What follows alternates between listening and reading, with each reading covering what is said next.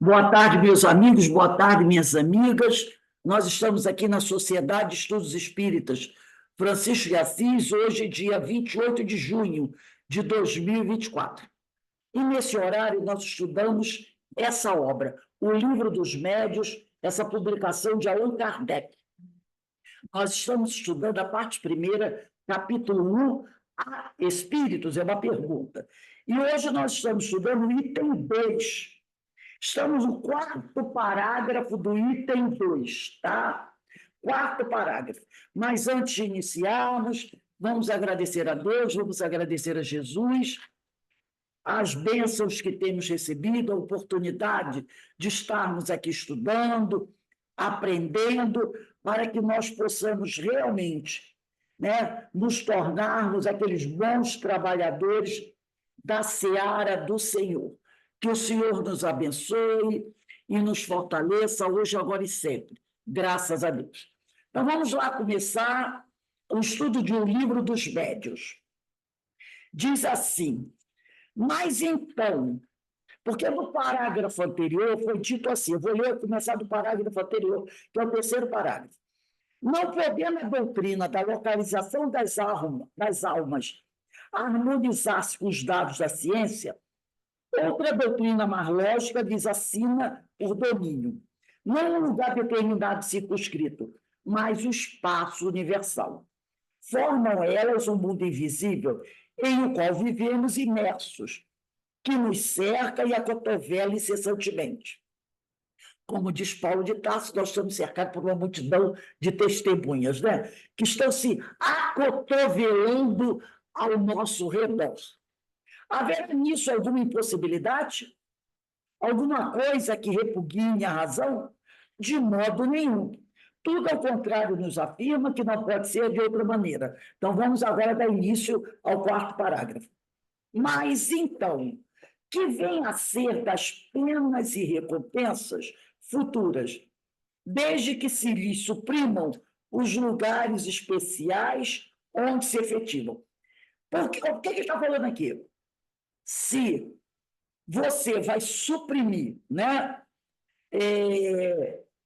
Como é que vai ser as penas e recompensas? Porque a gente aprendeu isso, né? Nas religiões. Existiam penas e recompensas. Se você é uma pessoa boa, você recebe uma recompensa. Vai para o céu, vai visitar os anjinhos, né? Vai mandar fazer uma camisola toda colorida para você, salpicada de estrelinhas, aquela coisa toda. E tem as penas, vai para o inferno, vai queimar, nas profundas. Aí ele diz aqui, mas então, que vem a ser das penas e recompensas futuras, se você está dizendo para mim que não existe um lugar especial onde essas penas podem acontecer? Porque ele diz aqui que não existe um lugar circunscrito no espaço. O que existe é o espaço universal. Então, não tem cima, embaixo, céu, inferno. Aí ele diz, como é que vai ser com as penas e recompensas? Aonde elas vão se efetivar? Se você acabou com o inferno e com o céu. Notai que a incredulidade com relação a tais penas e recompensas provém geralmente de serem umas e outras apresentadas em condições inadmissíveis, né? Porque eles apresentam as penas e recompensas em condições inadmissíveis. Se você é mau, vai para o inferno, vai queimar. Um diz que é no lago de larva, fervente. O outro vai ser no poço de enxofre.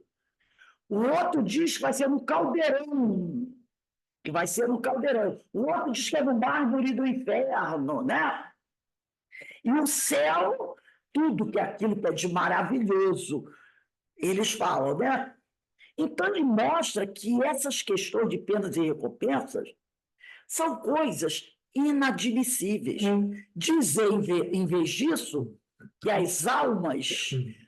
Isso aqui é muito interessante. Ele está dizendo o seguinte: dizei, em vez disso, que as almas tiram de si mesmas a sua felicidade ou a sua desgraça.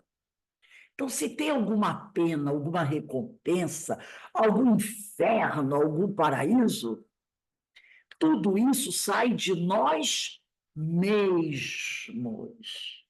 Então, o inferno, o paraíso, o céu, está tudo dentro de nós. Somos nós os patrocinadores. Que a sorte lhes está subordinada ao estado moral. Porque o pessoal diz assim, nossa, fulano tem uma sorte danada, né? Tem uma vida tranquila, sem desassossego. Não é sorte como na Mega Sena, ou porque você tem uma boa estrela. Tudo isso está condicionado ao estado moral. Se você hoje vive no desassossego, é porque você provocou esse desassossego. Se a sua vida hoje vem melhorando, mais estabilizada, com mais tranquilidade, é porque você trabalhou para isso. Somos nós os patrocinadores do nosso céu e do nosso inferno. Se alguém perguntar, inferno existe? Existe. Inferno existe. Muito pior que aquele inferno mitológico. Muito pior. Ah, é pior que queimar no mármore do inferno? É. É pior que para o caldeirão? É. É pior que para o poço de enxofre? É. Por quê? Porque é o inferno que se estabelece na sua consciência. Quantas vezes a gente vê nos estudos o espírito dizendo: eu não consigo ter um segundo de paz. É um martírio, dia e noite, dia e noite, dia e noite. Lembra do nosso companheiro lá do livro Memória Suicida? Esqueci novamente o nome dele. Não, eu acho que não era Jerônimo, não. Era outro nome. Eu sempre falava Jerônimo, mas depois eu vi que era outro nome. E ele queria encarnar. Ele queria encarnar, ele queria passar pelo esquecimento, ele queria uma vida aqui na Terra de uma vida totalmente amargurada que ele iria ter. Uma vida de sofrimento atroz aqui na Terra. Aí a pessoa pode dizer, que loucura! Ele disse que não, porque ele disse que o sofrimento que ele ia passar na Terra era um corpo de água gelada, vamos dizer assim, comparando, no meio de deserto, em comparação com o sofrimento que ele vive, que é o da consciência dele. Então, ele disse assim, eu quero reencarnar, porque eu reencarnando, eu vou esquecer desse inferno que é a minha vida atual. E a dor que eu vou passar na Terra, nossa, não passa nem perto dessa que eu vivo agora, que é o verdadeiro inferno. Entendeu? Gerado por quem? Por ele mesmo. Por ele mesmo. Então, ele diz aqui que a reunião das que se votam muito a simpatia, né, das almas, né, que se votam muito a simpatia e são boas, representa para elas uma fonte de ventura.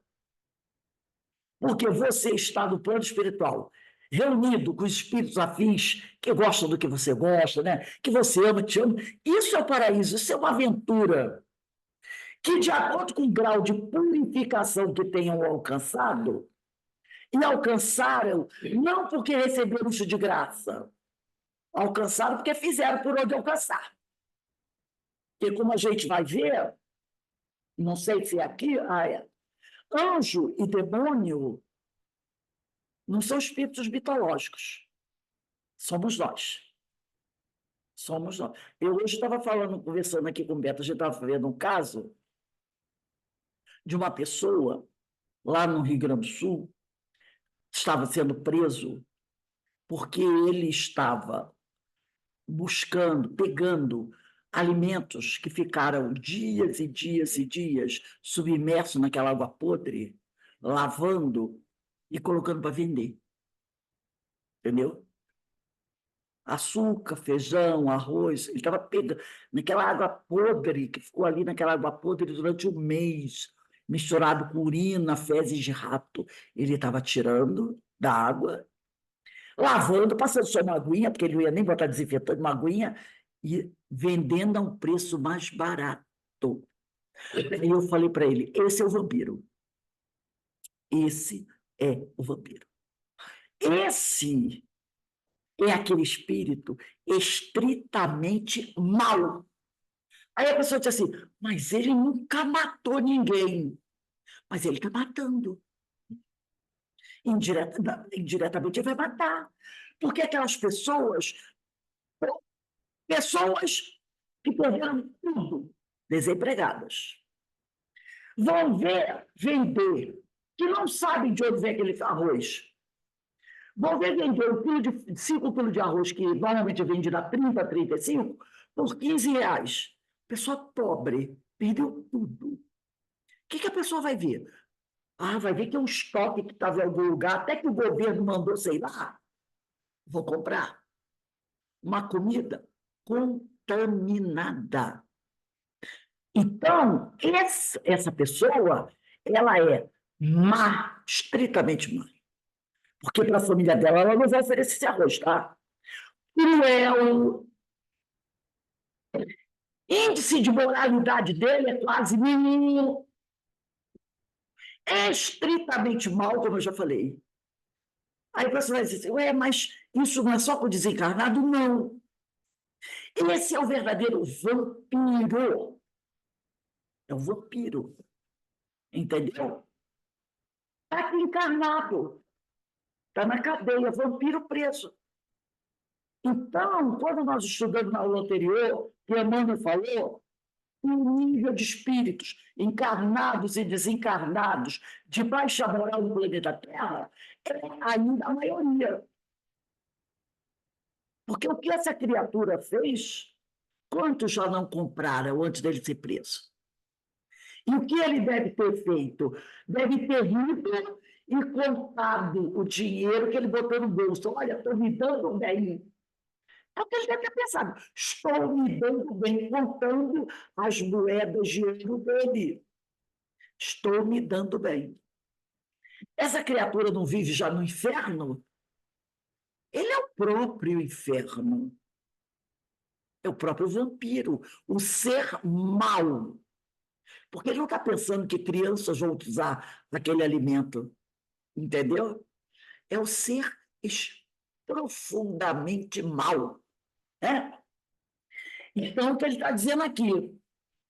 E a sorte dessas criaturas lhes está subordinada ao estado moral.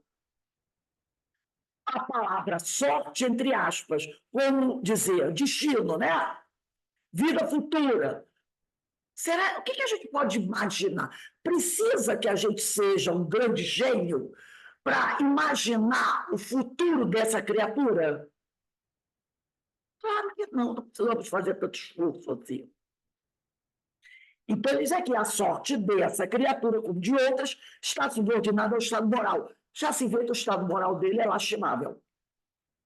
E que as reuniões das que se vota muito simpatia são boas, representa para elas uma fonte de ventura, que, de acordo com o grau de purificação que tenham alcançado, penetram e entreveem coisas que almas grosseiras não distinguem. E toda a gente compreenderá sem dificuldade.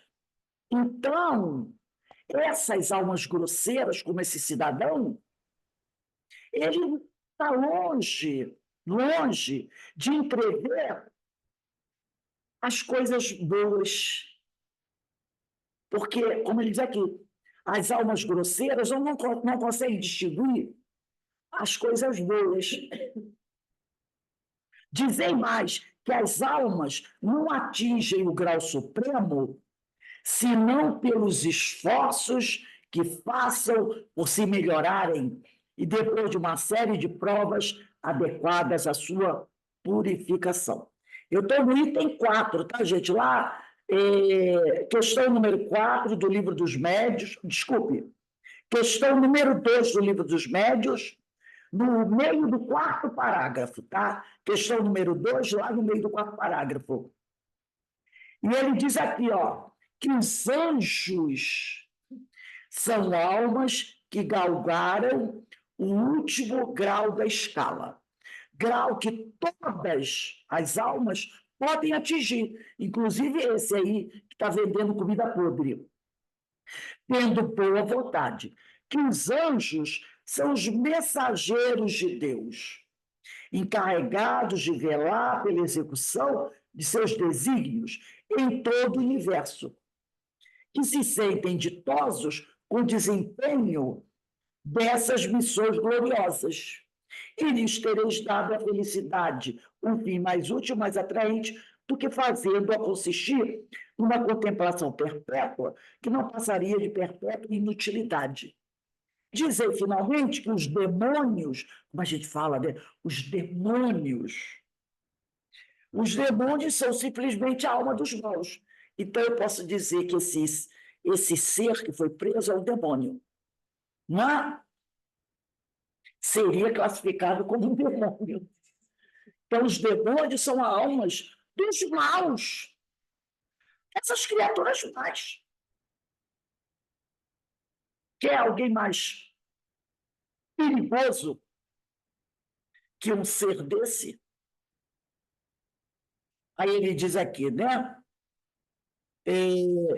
Dizem, finalmente, que os demônios são simplesmente a alma dos maus, ainda não purificadas, mas que podem, como as outras, ascender a mais alto cume da perfeição. E isto parecerá mais conforme a justiça e a bondade de Deus do que a doutrina que os dá como criados para o mal e ao mal destinados eternamente. Ainda uma vez, aí tendes o que a mais severa razão, a mais rigorosa lógica, o bom senso, em suma, podem admitir. Então, quem são os demônios? São as almas daquelas pessoas que ainda não se purificaram. Quem são os anjos? São as almas que já se elevaram. Aí aqui o Sérgio Aleixo, do livro Com Quem Falar dos Espíritos, ele vai dizer, o fato, pois, é que os demônios não constituem seres fantásticos, nem tampouco são anjos decaídos. Eles são gente como a gente. O demônio, esses demônios são gente como a gente. Apenas estão os desencarnados, os maus desencarnados. Estão privados do corpo físico, enquanto os maus encarnados estão aqui com o corpinho. E se Jesus os chamava Satanás, é porque na língua dos evangelhos, que era o grego, esse vocábulo Satanás significa adversário. Por isso que você vai encontrar Jesus falando Satanás. Mas não é nesse sentido de demônio que foi criado mal, porque essa é a ideia que os religiosos dão. Foi criado mal e vai viver eternamente mal. Não. O tal do demônio é o espírito, somos nós, encarnados e desencarnados, que ainda não fomos purificados. Tá? E a diferença desse indivíduo para nós é que ele não tem corpo mais, como o meu, e eu ainda tenho. E que, no grego, Satanás quer dizer adversário. Por isso que você vai encontrar Jesus falando sobre isso, falando desse jogo. Ai, meu Deus, Jesus falava Satanás. Não, ele queria dizer adversário, tá? Então, ele vai dizer aqui, ora, essas almas que povoam o espaço são precisamente o que se chama espíritos. Assim, pois, os espíritos não são senão as almas dos homens, despojadas do invólucro corpóreo. Mais hipotética lhe seria a existência se forem seres à parte. Então, no livro Consolador, que eu não vou tentar ler, porque aqui praticamente ele já falou, questão 277 e 278, ele vai falar dos anjos, que aqui ele explicou bem quem são. Vou até pegar aqui rapidinho.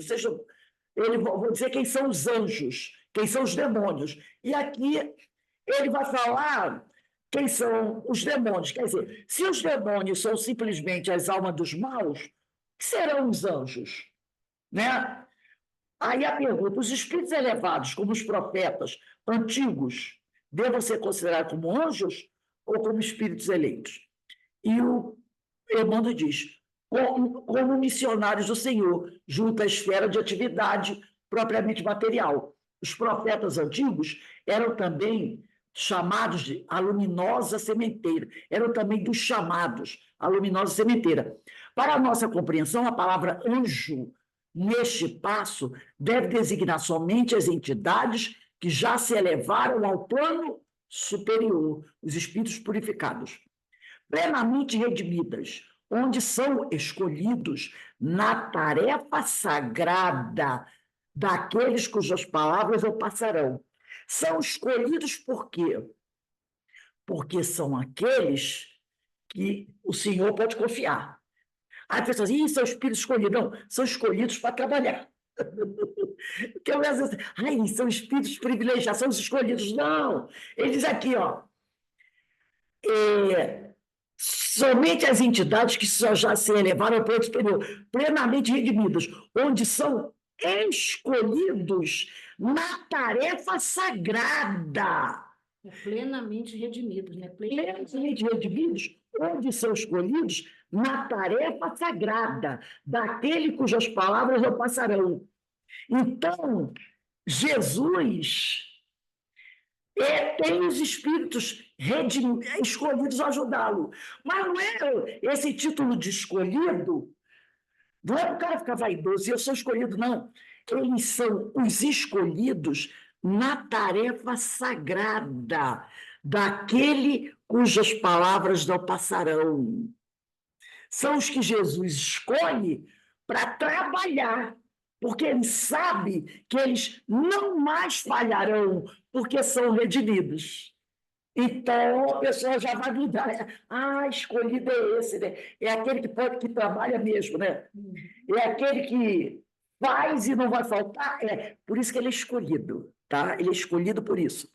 Aí depois, no último parágrafo, vai dizer, a compreensão do homem, todavia, em se tratando de angelitude, generalizou a definição, estendendo a todas as almas virtuosas e boas, nos bastidores da sua literatura, o que se justifica entendendo-se que a palavra anjo significa mensageiro. Então o pessoal generalizou. Ah, fulano é bom, ah, é um anjo. Fulano é bom, é um anjo. Ah, é uma pessoa virtuosa, é um anjo. Não, não. Anjo você só pode usar para aquele espírito redimido. Ai, quer dizer, não é aquele que Deus criou especial? Não, Deus não criou ninguém especial. Não criou ninguém puro. Ele criou simples e ignorante e disse assim, vão trabalhar. Aquele que completou o seu trabalho e alcançou a perfeição moral, independente de conhecimento. Conhecimento é outro departamento, porque o conhecimento é infinito, porque o conhecimento total está em Deus. Então, como diz o outro, Deus é o limite. Então, saia de conhecimento. Mas aquele que conseguiu a perfeição moral, esse é Cristo. Esse você pode chamar de anjo. Os outros são mensageiros do Senhor, como ele diz aqui. Mas o povo chama de anjo, né? Ah, a pessoa fez uma coisinha boa. Ah, é o anjo da minha vida. Não é assim? É o anjo. É o anjo. Não é anjo, né? E na 278, ele pergunta assim: devemos considerar como profetas somente aqueles a quem se refere as páginas do Velho Testamento, que é o mensageiro, além dos ensinamentos legados por um Elias ou um Jeremias, temos que convir que numerosos missionários do plano superior precederam a vida do Cristo, distribuindo no mundo o pão espiritual de suas verdades eternas. Os mensageiros, os profetas são mensageiros. Aí ele diz aqui, Sakyamuni, Confúcio, Sócrates, foram igualmente profetas do Senhor, mensageiros do Senhor. Na gloriosa preparação dos seus caminhos, se desenvolveram ação distante do ambiente e dos costumes israelitas. Desenvolveram sua preparação e seu caminho fora do mundo judeu. Porque Sócrates era grego, não tinha nada a ver com os judeus. Desenvolveu o trabalho dele como mensageiro do Senhor na Grécia.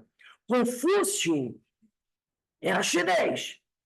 Desenvolveu o trabalho dele de mensageiro do Senhor na China, né? Assim como Buda desenvolveu lá do Japão, e aí por aí vai.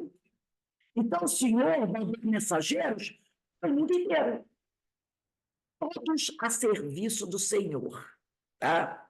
Então, ele diz aqui, se desenvolveram ação distante do ambiente e dos costumes israelitas, porque isso se espalhou pelo mundo. Pautaram a missão no mesmo plano universalista, em que as tribos de Israel foram chamadas a trabalhar, mais particularmente pelo progresso religioso do mundo. Então, esses homens eram todos enviados de Jesus para divulgar a palavra do divino, do Senhor. E não foi só entre os israelitas, tá? Então, ele vai dizer aqui, ó,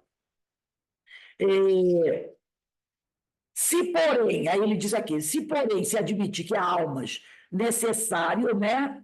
Eu estou aqui no quinto parágrafo. Ora, essas almas que povoam o espaço são precisamente o que se chama espíritos. Assim, os espíritos não são senão as almas dos homens despojados do invólucro corpóreo, tá? Mais hipotética lhe seria a existência se forem seres à parte. Se, porém, se admite que há almas necessárias, também se admita que os espíritos são simplesmente as almas e nada mais. Então, espírito e alma é a mesma coisa. Mas Kardec, pedagogicamente falando, para facilitar, ele disse assim, quem estiver na Terra encarnado chama de alma. Quem estiver já desencarnado chama de espírito. Mas é tudo a mesma coisa. Se admite que as almas estão por toda parte, nós estamos por toda parte. Ter-se-á que admitir do mesmo modo que os espíritos estão por toda parte. Porque se eu sou uma alma, quando eu morro, eu continuo a ser uma alma, só que agora eu vou me chamar de espírito. Mas é tudo a mesma coisa. Então, se aqui na Terra eu estou em toda parte, quando eu morro, nós morremos, vamos ficar em toda parte do plano espiritual. Possível, portanto, não for a negar a existência dos espíritos sem negar as almas. Então, se eu disser que os espíritos não existem, os desencarnados, eu vou ter que negar que nós somos espíritos, que nós também não existimos. Aí, item 3. Isso não passa, é certo, de uma teoria mais racional que a outra.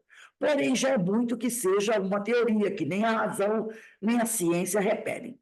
Acresce que se os fatos a corroboram, os fatos confirmam isso, porque quem aqui já não passou por um fenômeno?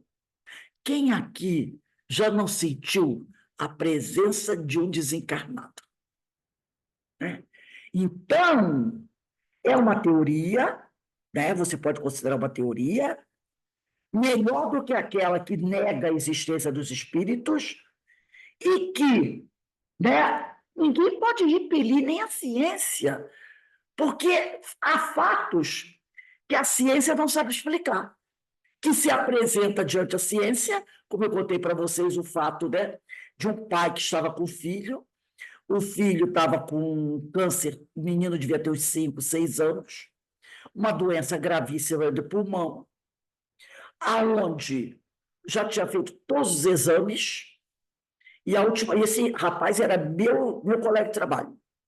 E ele estava tratando o filho dele no hospital do Fundão, lá da UFRJ, lá do Fundão. E quando ele foi a última vez levar o menino para o tratamento, o menino tinha uns 4, 5 anos, ia caído aqui. O médico falou para ele, não temos mais o que fazer. Os exames estão aqui. O pulmão do seu filho está destruído. Já tinha várias chapas, vários raios destruídos. Olha aqui a imagem. Já tinha feito ressonância, não tem mais jeito.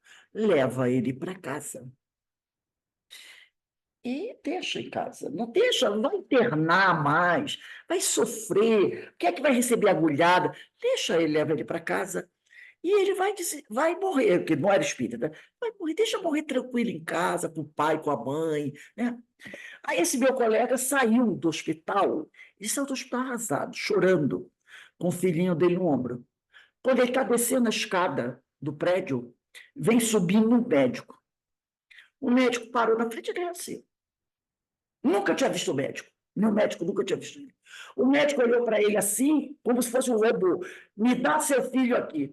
Ele ficou assim, sabe? Ele disse que o médico falou com uma tal autoridade que ele não teve como dizer não. O médico pegou o menino pela chassi, porque o menino estava deitadinho no ombro do pai. Ele não virou o menino. Ele pegou o menino pelas axilas, o menino de frente para o pai, de costa para ele. Pegou as costas do menino e aproximou da cabeça, da testa dele. Pegou a criança assim, ó, fez assim, ó. E ficou assim, alguns minutos. E o meu colega disse que ficou assim, ó, não sabia o que fazer. E ele com os meninos ali. Depois o médico abaixou o menino, entregou para ele e disse assim: leva o menino lá, procura o médico, manda tirar novo raio-x. Mas o médico foi lá, foi subir as escadas e entrou no hospital. Ele sentiu um negócio assim. Ele disse que sabe, sentiu um negócio dentro dele. E ele não é religioso nem nada. Ele sentiu um negócio dentro dele e disse assim: eu acho que esse troço é sério. Ele disse assim: eu acho que esse troço é sério. Pegou o garoto, correu lá para dentro, invadiu o consultório do médico, o médico está assustado. Disse assim: ó, o doutor fulano de tal, que ele disse que viu o nome, mandou tirar outro rachinho do menino. O médico falou: meu filho, não sei o quê, não sei o quê. Isso o garoto dormindo. Ele, não, eu quero, o senhor vai tirar, o senhor vai tirar. E ele insistiu tanto que o médico disse: tá bom, vamos lá. Levou ele para o raio-x. Tirou. Aí ficou aguardando, saiu o raio-x. Quando o médico olhou para o raio-x, limpo. O médico disse assim: chamou a enfermeira. O que vocês fizeram com essa máquina? Como assim? Não tem uma hora que eu tirei um raio-x de uma criança aqui. Essa máquina está quebrada. Que isso, doutor, não está quebrado? Depois que o senhor usou, ninguém mais usou, não está quebrada. Vamos levar lá para o tal andar, que tem outro raio-x. Levou. Mesma coisa. Aí ele falou: não, não acredito. Alguma coisa aconteceu. Essas máquinas daqui estão todas. Botou meu amigo no carro, disse: vou levar você lá para o instituto, não sei o que, não sei o que. Eu vou levar, porque lá eu conheço, sei que as máquinas são boas, isso, aquilo, outro. Levou, tirou, nada, limpo. Aí ele olhou para o rapaz e disse assim: o que você fez quando saiu daquele? Ele disse: eu não fiz nada. Mas eu encontrei um médico que fez assim. Aí disse assim: doutor, o que foi isso? Ele disse: não sei, não quero saber. Leva o teu filho embora, que eu não quero saber disso. Eu não sei o que aconteceu. Não posso explicar. A minha ciência não explica isso. Meu amigo foi. Passado uma semana, ele voltou do hospital, porque ele queria encontrar o médico.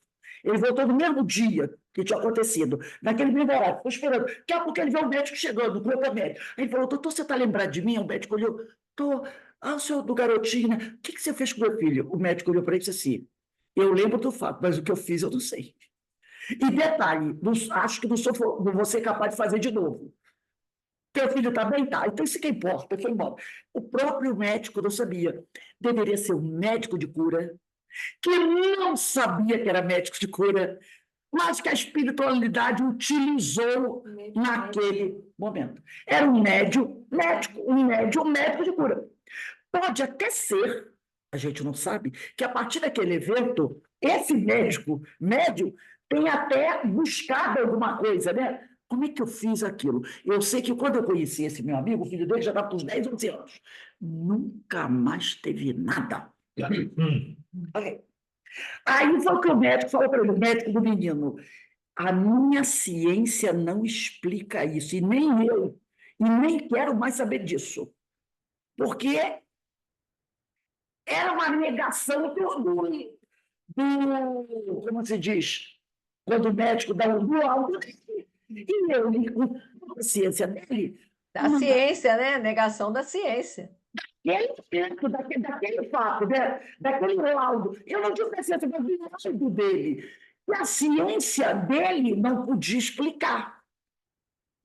É explicável. Um dia a ciência vai explicar isso, porque isso está na ciência, mas não na ciência dos homens ainda, né? Então, o que ele diz aqui? Ele fala aqui, né? Onde que eu estou? Vai no seu 3. Não. Quando ele diz aqui, isso não pode, quando ele está falando que não passa de uma teoria racional, acresce que se os fatos a corroboram, os fatos corroboram o fenômeno, né? Os fatos corroboram.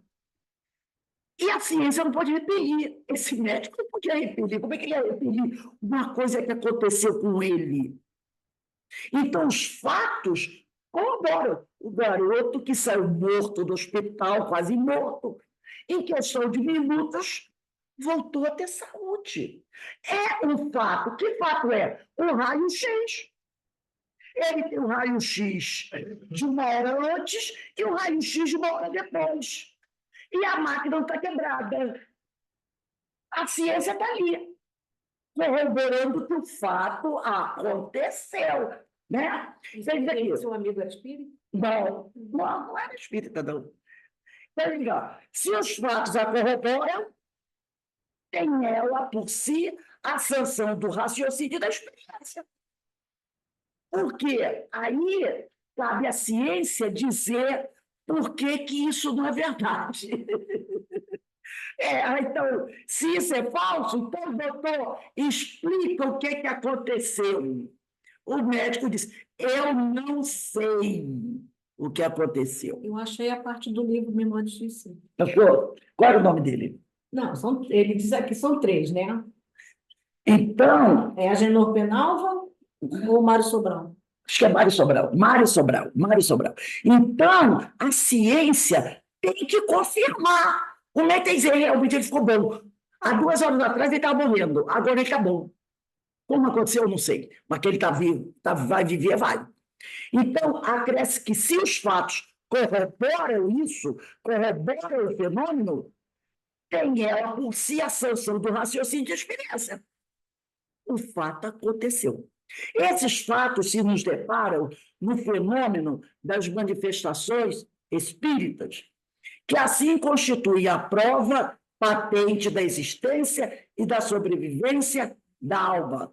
Muitas pessoas há, entretanto, cuja crença não vai além desses pontos. Ontem a gente estava vendo um fato, é o vídeo do filho do João Nunes Maia. Não sei se vocês conhecem quem é João Nunes Maia. João Nunes Maia, um dos maiores médiuns que já aconteceu.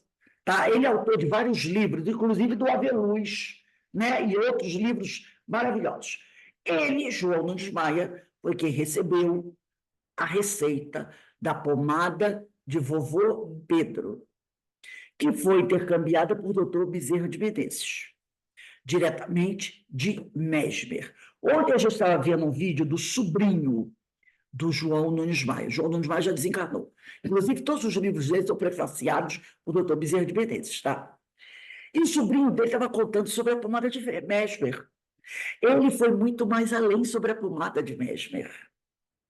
Ele estava contando, verdade, o Mesmer, todo mundo sabe, um grande magnetizador, um grande cientista, né? Ele passou a receita junto com o doutor Bezerra de Menezes, falou que não queria que a receita tivesse o nome dele, que a receita tivesse um nome muito simples, e foi dado o nome, e essa receita foi passada para o João Nunes Maia, que fez a receita, produziu a pomada, e hoje a pomada é espalhada pelo Brasil. Mas ele conta a história do Mesmer, que Mesmer, antes de Mesmer, que Mesmer é de final do século XVIII, início do século XIX, por aí, né, Mesmer? Ele foi o espírito de Paracelso. E antes de Paracelso, ele foi de outros espíritos, sempre envolvido com essas questões. E que, veja só até onde ele foi. Ele foi passada essa mensagem para ele, né? Que no tempo de quando Jesus, eu também, Ana, quando Jesus era um bebê, havia um homem na Palestina que era como o pessoal chama facultativo. Facultativo eram aqueles homens que saíam pelas cidades, manipulando ervas, chás, para ajudar as pessoas. Tipo um médico daquela época, né? Só que esse homem, ele tinha uma ferida no peito, era hanseníase. Mas ele andava com roupa aqui, para que ninguém visse a ferida dele, porque se visse, ele seria levado para o Vale dos Leprosos. Então ele andava com roupa aqui. E um dia ele passa pela casa de Maria, e Maria estava com Jesus no colo. Ele vê a criança e pede para botar a criança no colo. Ele já... E a Maria dá a criança para ele. Ele diz, esse espírito, que Jesus, pequenininho, botou a mão dentro da roupa dele, assim, que a roupa fechava aqui, mas era aqui aberta. Botou a mão aqui em cima. Aí, quando ele viu, a criança botou a mão aqui, mas na hora ele não prestou atenção, não se ligou muito. Dali a alguns minutos, ele lembrou da ferida que ele tinha, da lepra, que era uma ferida grande. E ele tirou rapidamente a mão da criança, do bebê, e entregou para Maria, e foi embora, consternado, porque a criança tinha botado a mão na ferida dele.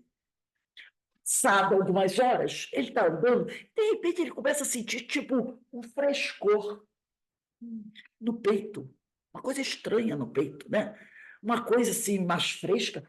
Quando ele abre a camisa, ele estava curado. A ferida não havia, não existia mais. E ele segue a vida dele.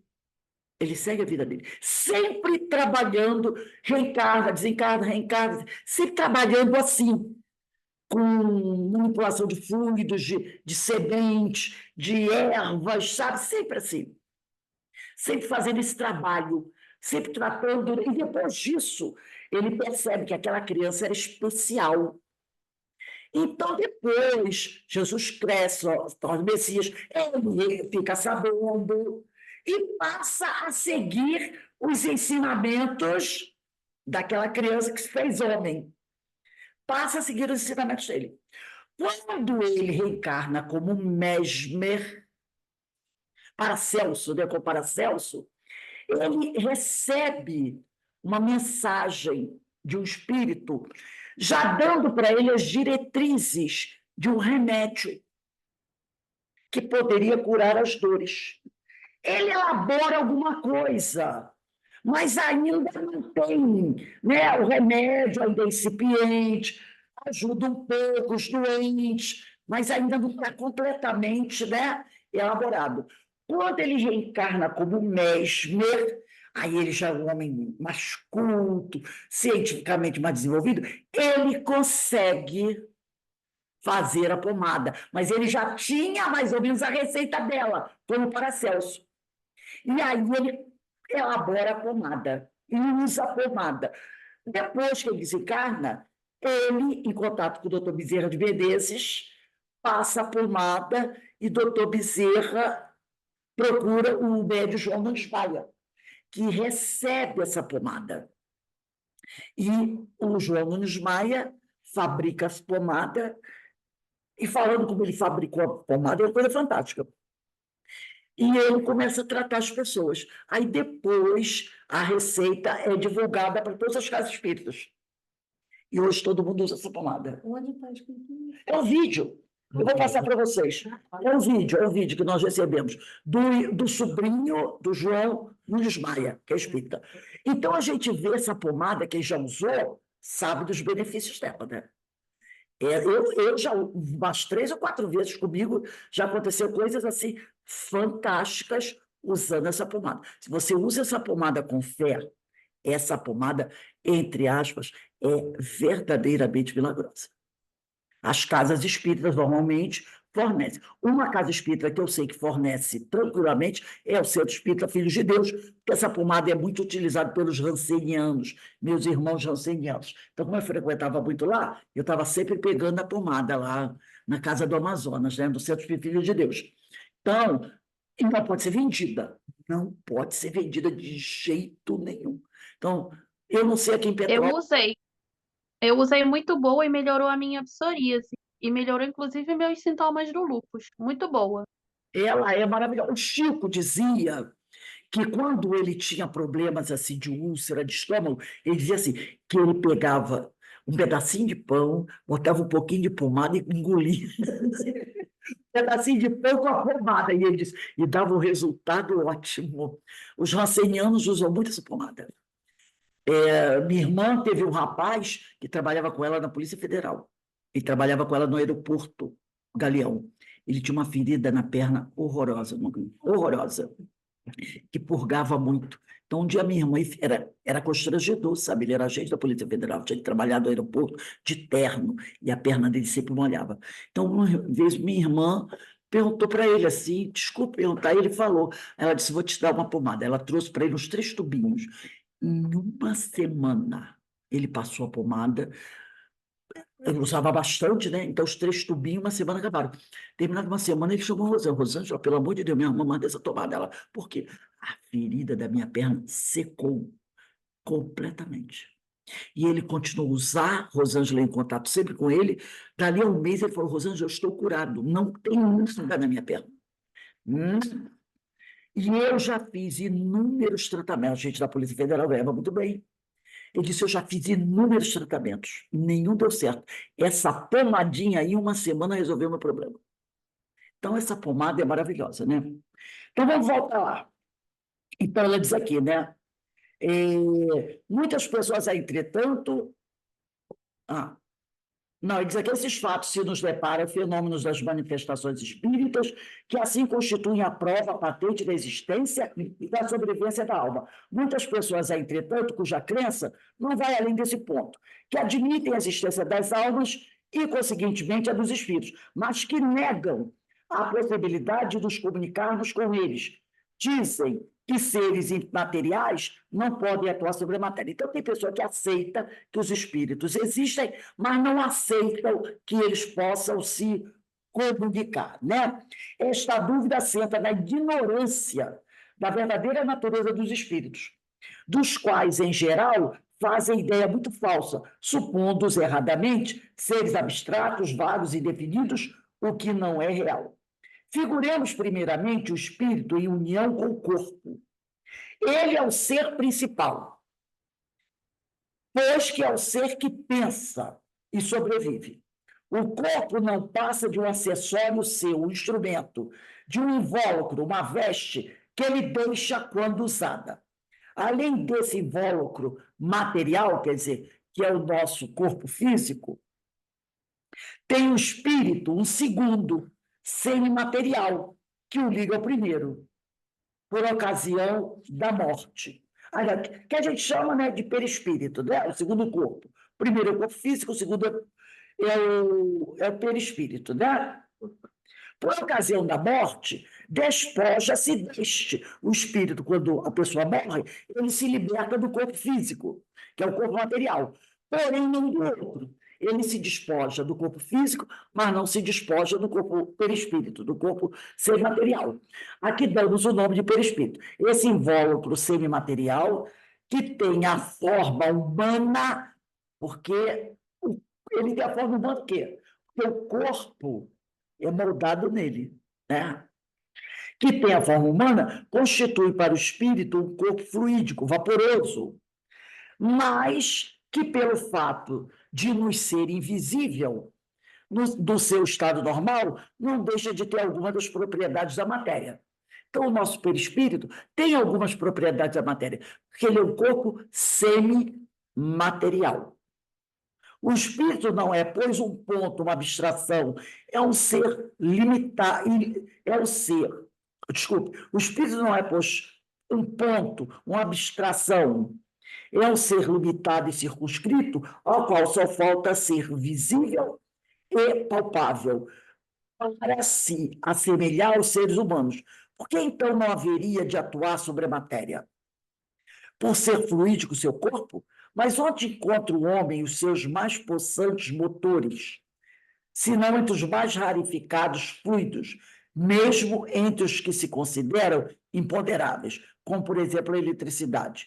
Não é exato que a luz imponderável exerce ação química sobre a matéria ponderável? Claro, a gente sabe disso. Não conhecemos a natureza íntima do perispírito. Nós não conhecemos a natureza íntima do perispírito.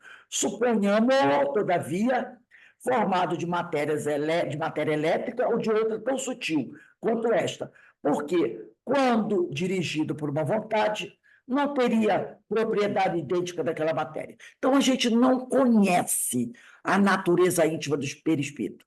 A gente estuda, diz que é um elemento semimaterial, um corpo fluídico, mas verdadeiramente, no grau evolutivo que nós estamos, Nós não sabemos como é a natureza íntima do perispírito. Item 4. A existência da alma e a de Deus, consequência uma da outra? Porque a alma é uma consequência da existência de Deus. Deus criou a alma.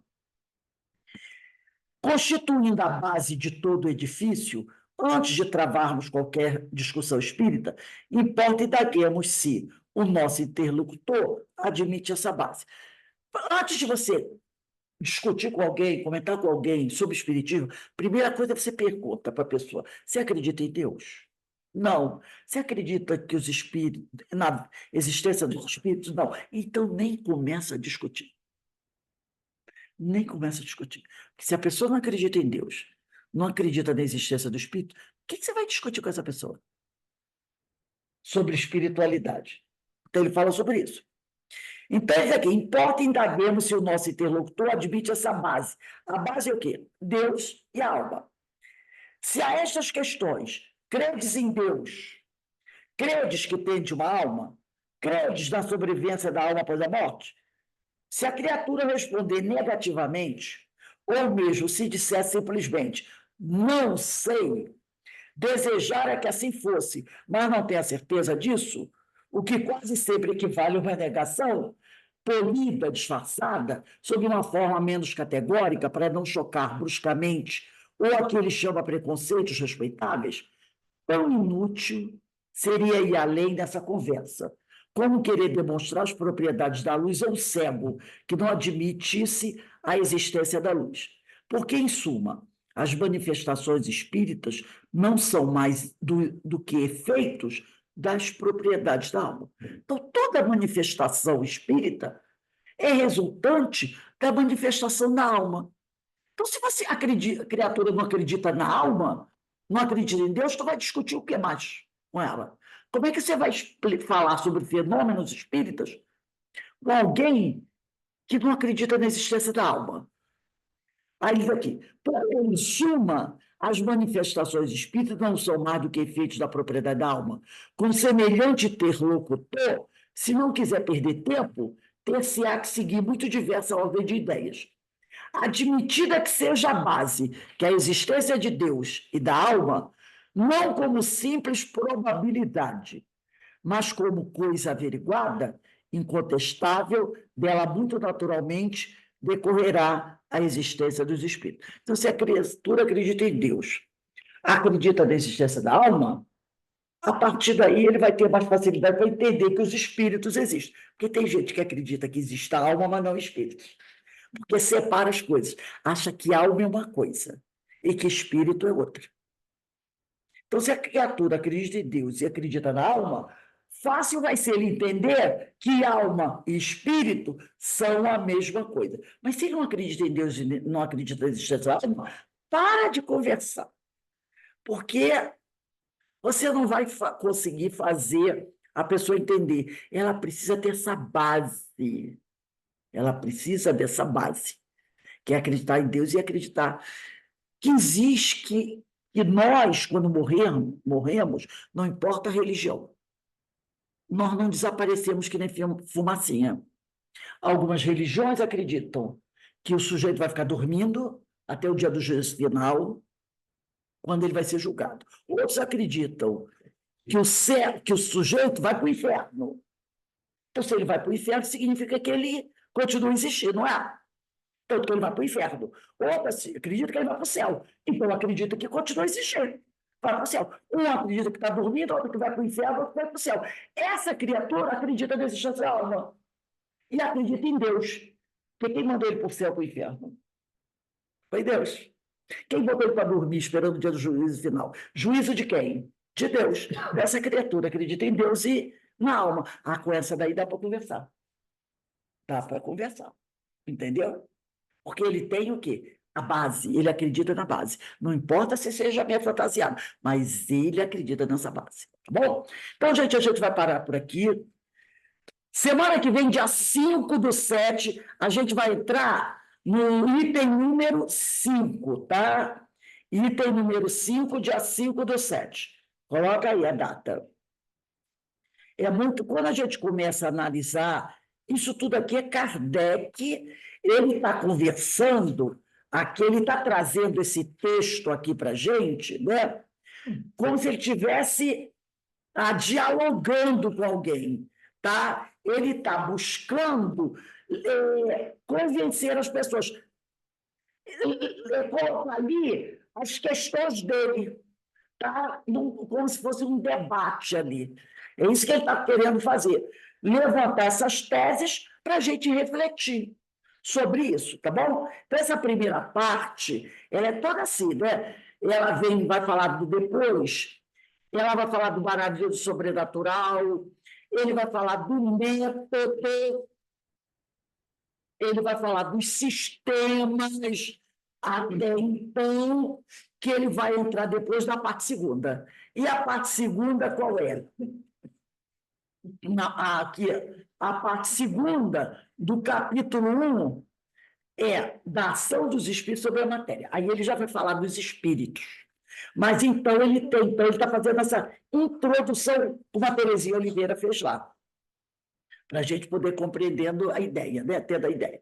Então, gente, nós vamos encerrando aqui o nosso estudo, agradecendo a Deus, agradecendo a Jesus, que nos dá essa oportunidade, né, de entrar em contato com essa teoria, com essa ideia que os espíritos vêm trazendo para todos nós, que nós possamos, né, a cada dia que passa, buscar entender cada vez mais essa mensagem do Senhor, e assim a gente vai crescendo em sabedoria, a gente vai crescendo em conhecimento. Que o Senhor nos abençoe, hoje, agora e sempre. Graças a Deus.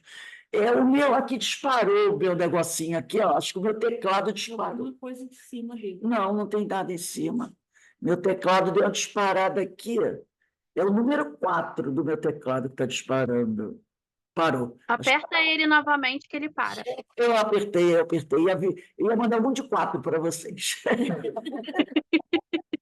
Tchau, gente. Segunda-feira Tchau, estamos boa noite. com as nossas palestras, nossos estudos. Eu espero que vocês estejam gostando do estudo dos livros espíritos. Eu estou gostando, é muito bom. E Kardec vai nos esclarecendo muito, né, sobre tudo isso.